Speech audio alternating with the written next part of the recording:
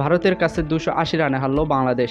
তৃতীয় দিনে আজ পাওয়া গিয়েছিল, পঞ্চম দিনে গড়াবে না চেন্নাই টেস্ট। চতুর্থ দিনে হার রাঙাছিল বাংলাদেশকে, সেই সংখ্যাই সত্যি হলো। চতুর্থ দিনের প্রথম সেশনেই হেরেছে টাইগাররা।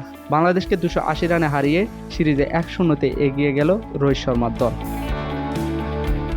চেন্নাই টেস্টে প্রথম ইনিংসে 376 রানে অল আউট হয় ভারত। জবাবে 149 রানে গুটিয়ে যায় বাংলাদেশ। 227 রানে লিড নিয়ে ব্যাট করতে নেমেছিল শিবমন গিল ও ঋষভ পন্থ। পন্থের সেঞ্চুরিতে 4 উইকেট হারিয়ে 287 রানে ইনিংস ঘোষণা করে ভারত। বাংলাদেশের সামনে লক্ষ্য দাঁড়ায় 515 রানের। 128 বলে 109 রান করেন পন্থ, আর 176 বলে 119 রানে অপরাজিত থাকেন গিল। জবাবে নিজেদের দ্বিতীয় ইনিংসে 234 রানে অল আউট হয় বাংলাদেশ। 515 রানের টার্গেটে ব্যাট করতে নেমে তৃতীয় দিনে 4 উইকেট হারায় বাংলাদেশ। অধিনায়ক নাজমুল শান্ত 60 বলে 51, সাকিব 14 বলে 5 রান নিয়ে চতুর্থ দিনে খেলতে নামে। দিনের শুরুটা ভালো করেছিল এই দুই ব্যাটার।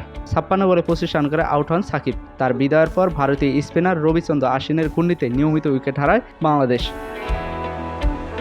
লিটন দাস 10 বলে 1, মিরাজ 10 বলে 8 রান করে ফিরে যান।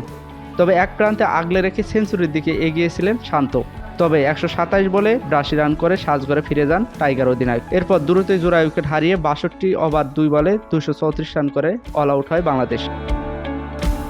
ভারতের পক্ষে সর্বোচ্চ 6 উইকেট নেন রবিচন্দ্র আশ্বিন। হাফিজুর রহমান, প্রজন্ম নিউজ, ঢাকা।